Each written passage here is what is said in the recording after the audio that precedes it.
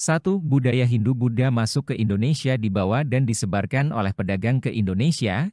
Hal tersebut menurut teori A. Brahmana, B. Waisya, C. Sudra, D. Ksatria, E. Arus balik.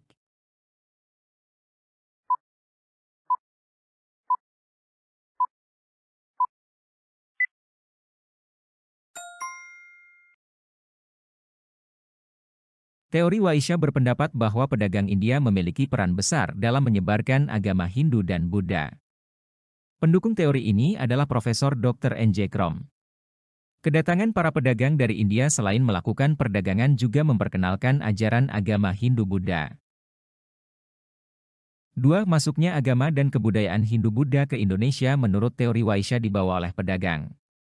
Teori tersebut dikemukakan oleh A.N.J. Krom, B.F.D.K. Bosch, C.J. Van Leur, D.G. Choedes, E.W.F. Sutterheim.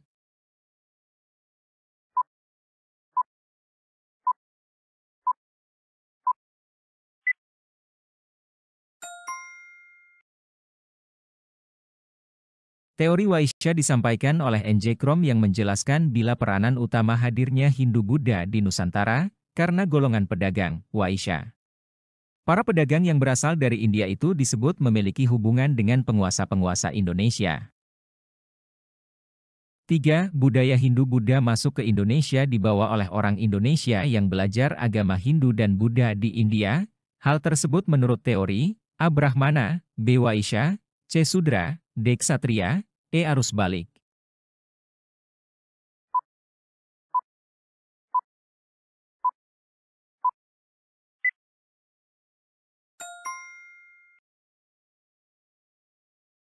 Teori arus balik, teori yang dikemukakan oleh F.D.K. Bosch menyatakan bahwa agama Hindu-Buddha dibawa oleh orang Indonesia yang pergi belajar ke India, dan ketika kembali dari India, mereka menyebarkan agama Hindu-Buddha ke Indonesia. 4. Daerah yang sangat penting sebagai pintu gerbang yang menghubungkan antara pedagang dari India dan Cina adalah A. Selat Sunda, B. Laut Jawa, C. Selat Malaka, D. Selat Karimata, E. Laut Selatan Sumatera.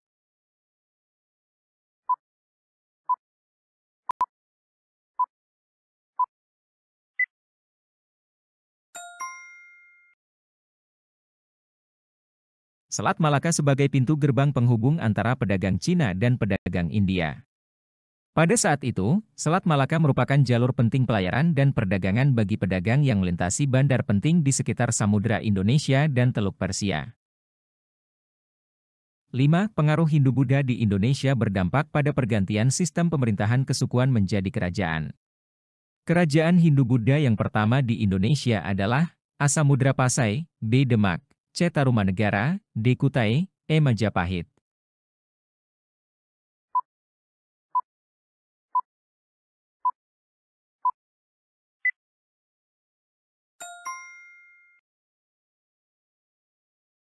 Setelah masuknya Hindu-Buddha pada abad kedua hingga abad keempat, muncul berbagai kerajaan bercorak Hindu-Buddha di wilayah Indonesia.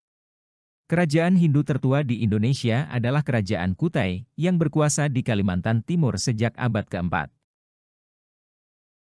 6. Kerajaan Mataram kuno diperintah dua dinasti agama yang berbeda, yaitu A. Sanjaya, Hindu, Isyana, Buddha, B. Sanjaya, Buddha, Shailendra, Hindu, C. Shailendra, Hindu, Isyana, Buddha, D. Isyana, Hindu, Shailendra, Buddha, E. Shailendra, Buddha, Sanjaya, Hindu.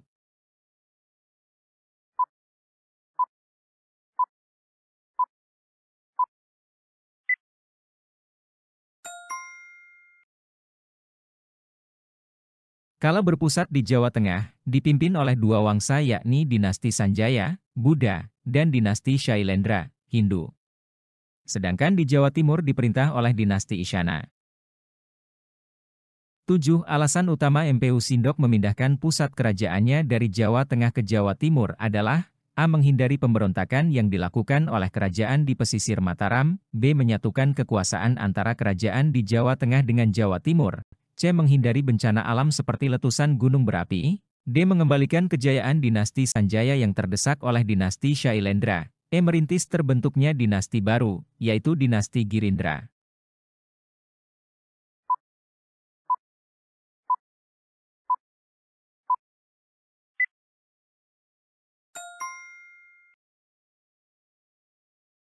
Salah satu alasan utama Empu Sindok memindahkan kerajaannya dari Jawa Tengah ke Jawa Timur adalah karena adanya bencana alam berupa meletusnya Gunung Merapi. Pasalnya, saat terjadinya letusan Gunung Merapi, bumi Mataram mengalami kehancuran. Hal ini membuat Empu Sindok memindahkan pusat kerajaannya pada 929 Masehi. 8. Kerajaan Majapahit mencapai kejayaannya hingga disebut negara nasional kedua pada masa pemerintahan A.R. Wijaya, B. Jayanegara, C. Tribuana Tunggadewi, D. Hayam Wuruk, E. Kertawardhana.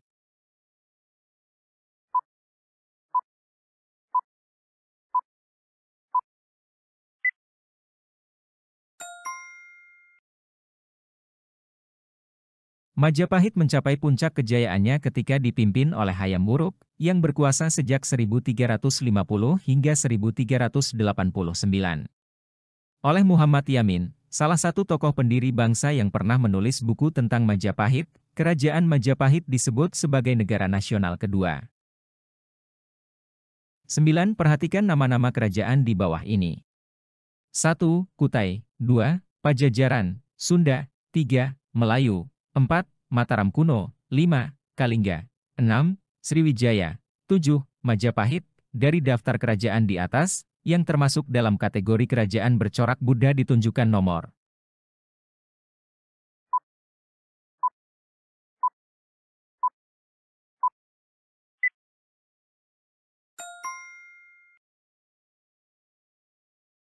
Tercatat ada 5 kerajaan Buddha di Indonesia, yaitu Kerajaan Melayu, Kerajaan Kalingga, Kerajaan Sriwijaya, Kerajaan Majapahit, dan Kerajaan Bali.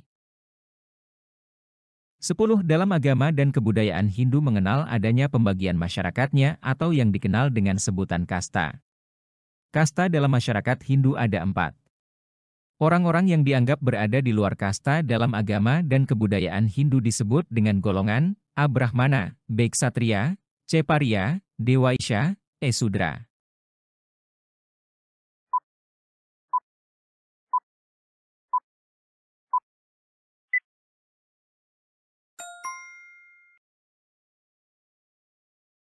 Pariya merupakan istilah yang digunakan untuk menyebut orang-orang yang dianggap berada di luar sistem kasta dalam agama dan kebudayaan Hindu. Mereka seringkali dianggap sebagai golongan yang paling rendah dalam hierarki sosial. 11. Sebelum kedatangan Hindu-Buddha, bangsa Indonesia sudah punya pola kepemimpinan asli yang sangat demokratis, yaitu A. Raja, B. Sultan, C. Kepala Suku, D. Kaisar, E. Presiden.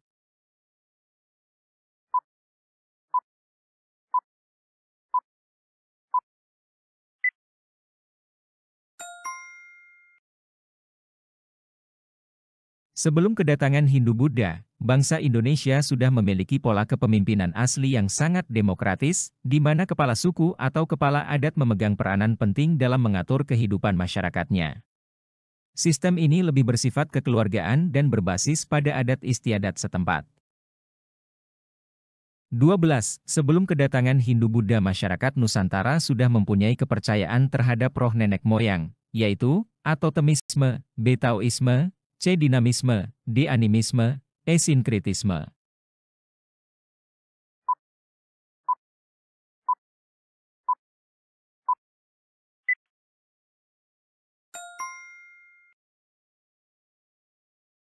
Sebelum kedatangan Hindu-Buddha, masyarakat Nusantara sudah mempunyai kepercayaan terhadap roh nenek moyang. Kepercayaan ini termasuk dalam konsep animisme, yaitu kepercayaan bahwa segala benda, makhluk, dan fenomena alam memiliki roh atau jiwa. 13. Masuknya budaya India menyebabkan terjadi akulturasi dengan budaya asli Indonesia, dalam seni bangunan contohnya, A. Candi Borobudur, B. Pintu Gerbang Menara Kudus, C. Masjid Demak, D. Candi Prambanan, E. Menhir.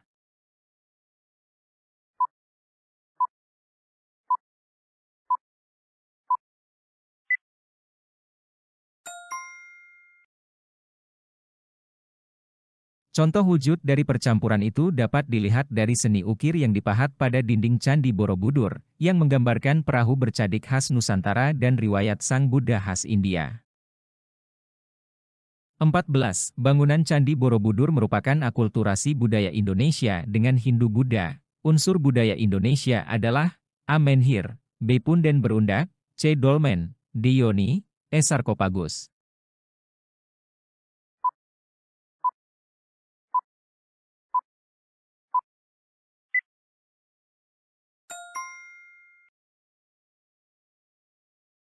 Punden berundak merupakan unsur budaya Indonesia yang terdapat dalam bangunan Candi Borobudur. Punden berundak adalah bentuk struktur piramida bertingkat yang digunakan dalam upacara keagamaan masyarakat Indonesia pra-Hindu-Buddha. Punden berundak menjadi salah satu ciri khas arsitektur Candi Borobudur yang menunjukkan akulturasi antara budaya Indonesia dengan Hindu-Buddha. 15. Pernyataan, 1 tempat rekreasi, 2 tempat ibadah, 3 tempat siar agama, 4 tempat penyimpanan abu jenazah, 5 tempat pusat pemerintahan. Fungsi utama candi masa kini adalah A1, 2, 3, B2, 3, 4, C3, 4, 5, D2, 3, 4, E3, 4, 5.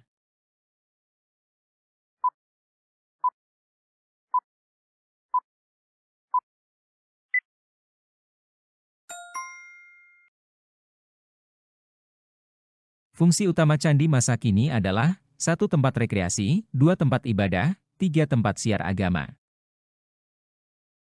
16. Dalam pertunjukan terjadi akulturasi Hindu-Buddha dengan Nusantara, antara lain, A. Gamelan dan tokoh pewayangan, B. Tokoh dan cerita, C. Wayang dan gamelan, D. Gamelan dan cerita, E. Wayang dan cerita.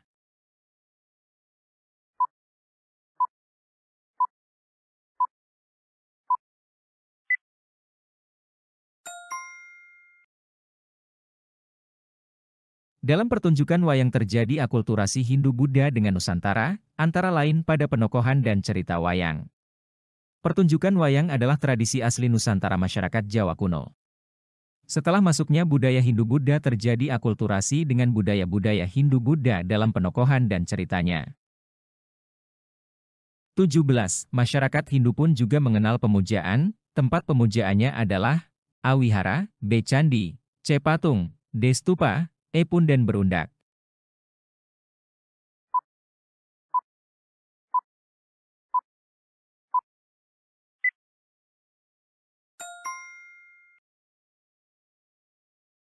Punden berundak merupakan struktur piramida bertingkat, yang digunakan sebagai tempat pemujaan dalam kepercayaan agama Hindu.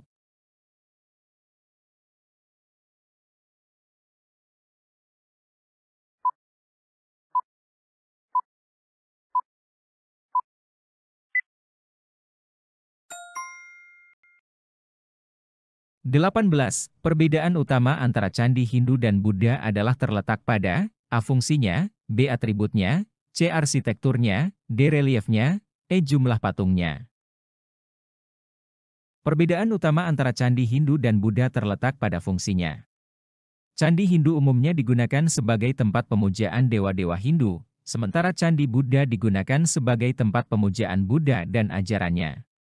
Atribut, arsitektur, relief, dan jumlah patung dalam candi dapat bervariasi tergantung pada gaya dan periode pembangunannya, yang mungkin mencerminkan perbedaan agama namun tidak selalu menjadi pembeda yang pasti. 19. Islam masuk ke Indonesia diterima masyarakat Indonesia karena A. Islam tidak mengenal stratifikasi sosial, B. Islam datang di Indonesia belum ada agama, C. Islam agama yang sulit dipelajari, D. Islam punya kesamaan dengan kepercayaan asli bangsa Indonesia, E. Pemimpinnya sudah beragama Islam.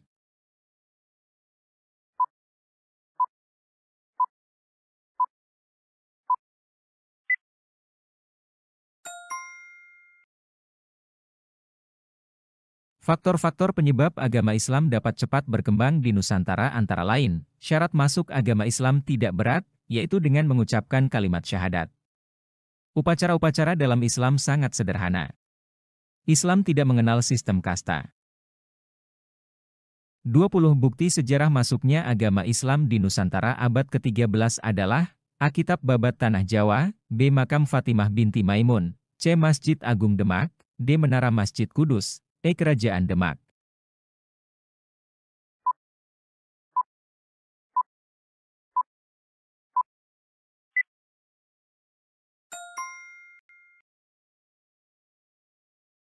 Kerajaan Demak merupakan bukti sejarah masuknya agama Islam di Nusantara pada abad ke-13. Kerajaan ini merupakan salah satu kerajaan Islam pertama di Indonesia yang berperan penting dalam penyebaran agama Islam di wilayah Nusantara. Masjid Agung Demak dan Menara Masjid Kudus juga merupakan bagian dari peninggalan sejarah Islam di Indonesia yang terkait dengan perkembangan agama Islam pada masa itu. 21. Kedatangan Islam di Indonesia berasal dari Mekah. Pendapat ini menurut A. Hamka, B. Marco Polo, C. Pijnapel, D. Ibn Battuta, E. Hussein Jayadiningrat.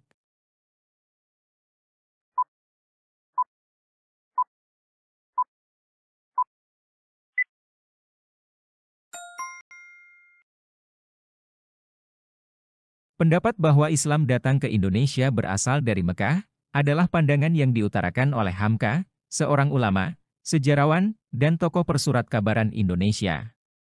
Pandangan ini sejalan dengan sejarah dan catatan-catatan mengenai penyebaran agama Islam di Nusantara. 22. Kerajaan Islam tertua di Indonesia berdasarkan peninggalan-peninggalannya adalah A. Samudra Pasai, B. Demak, C. Kutai, D. Aceh, E. Mataram.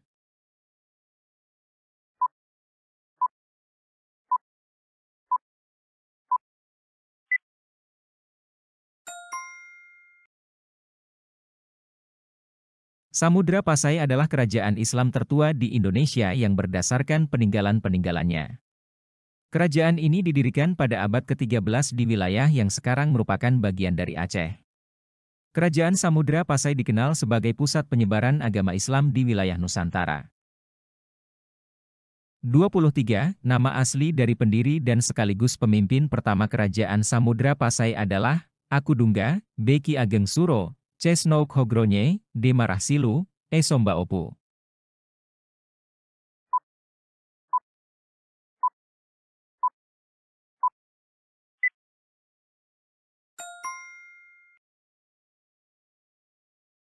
Marahsilu merupakan nama asli dari pendiri dan sekaligus pemimpin pertama kerajaan Samudra Pasai. Ia adalah seorang ulama yang memainkan peran penting dalam penyebaran agama Islam di wilayah Nusantara. 24. Kesultanan Aceh Darussalam memperluas kekuasaannya ke daerah Johor, Kedah, Perlak, Pahang, Bintan, Nias dan Deli dan mencapai puncak kejayaannya pada masa pemerintahan A. Sultan Iskandar Thani, B. Sultan Iskandar Muda, C. Sultan Zainal Abidin, D. Sultan Ali Mugayat Shah, E. Sultan Alauddin Riayat Shah.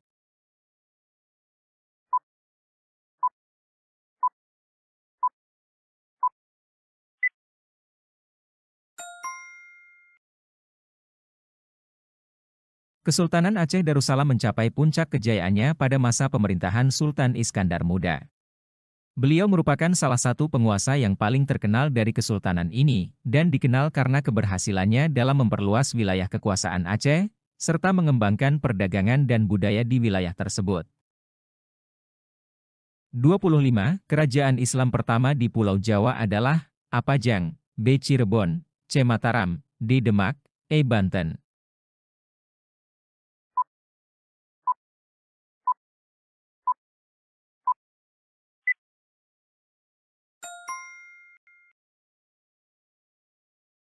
Demak merupakan kerajaan Islam pertama di Pulau Jawa yang didirikan pada abad ke-15.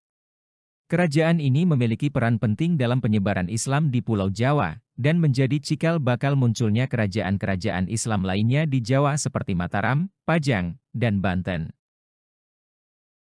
26. Kerajaan Mataram Islam disebut kerajaan agraris karena A. Memiliki pertanian yang luas, B. Hasil kerajaan dari pajak perdagangan, C. Letak kerajaan di pinggir pantai, D. Pilihan A, B, C. Benar semua, E. Pilihan A, B, C. Salah semua.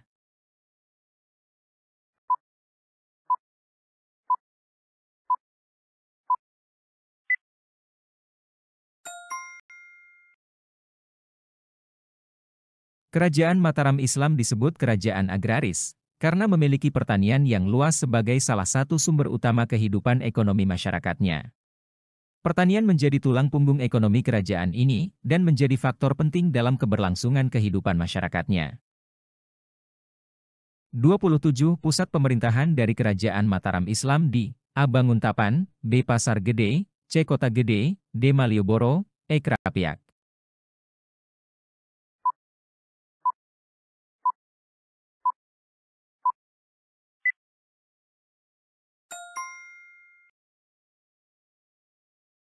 Kerajaan Mataram Islam atau Kesultanan Mataram adalah kerajaan Islam di Pulau Jawa yang berdiri pada abad ke-16 hingga abad ke-18 Masehi. Kerajaan yang terletak di Kota Gede, Yogyakarta. Kerajaan Mataram Islam terletak di Jawa Tengah bagian selatan dengan pusatnya di Kota Gede, Yogyakarta. 28. Pada masa pemerintahan Paku Buwana III, campur tangan Belanda semakin dalam maka kerajaan Mataram dibagi menjadi dua Kesultanan Ngayogyakarta dan Kasunanan Surakarta dengan perjanjian A. Salatiga, B. Kalijati, C. Giyanti, D. Linggarjati, E. KMB.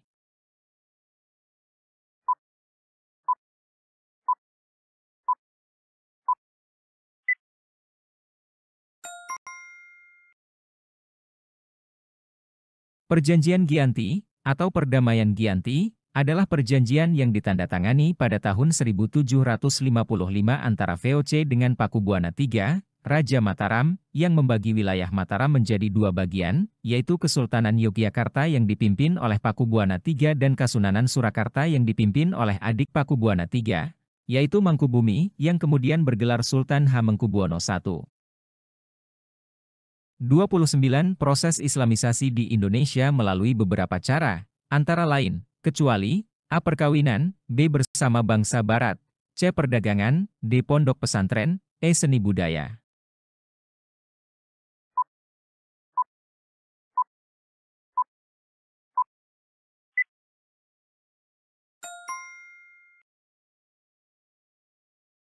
Proses Islamisasi di Indonesia melalui berbagai cara seperti perkawinan, perdagangan, pendirian pondok pesantren, dan pengaruh seni budaya. Pengaruh dari bangsa Barat seperti Belanda, justru seringkali bersifat kontra terhadap Islam, sehingga tidak termasuk dalam proses Islamisasi yang dimaksud. 30. Proses Islamisasi di Jawa tidak terlepas dari peran para wali songo, yang mempunyai nama aslinya Raden Mas Syahid adalah A. Sunan Giri, B. Sunan Bonang, C. Sunan Kalijaga, D. Sunan Kudus, E. Sunan Derajat.